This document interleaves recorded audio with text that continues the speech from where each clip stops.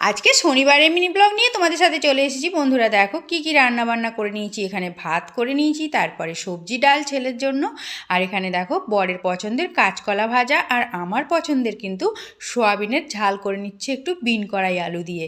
তো আজকে এগুলোই রান্না বান্না করব, নিরামিষের দিন বলে। তার সাথে কিন্তু ছেলে আর বরমশাইয়ের জন্য শেষে মাছের ঝালও হবে 2 পিস।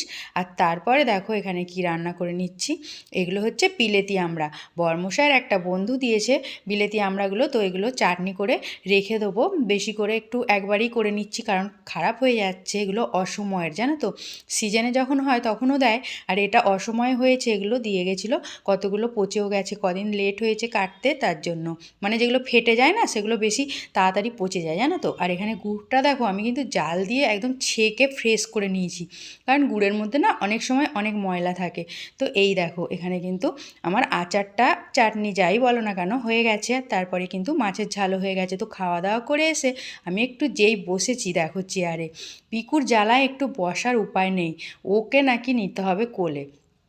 দেখো ওঠার জন্য কোলে কি করছে, আমি নিচে বসলে কোলে উঠে পড়তো, মানে এবার নিচে বসিনি, চেয়ারে বসে আছি বলে ওকে কোলে নিয়ে বসতে হবে। পিকুটা আমাদের প্রচুর বদমাশ।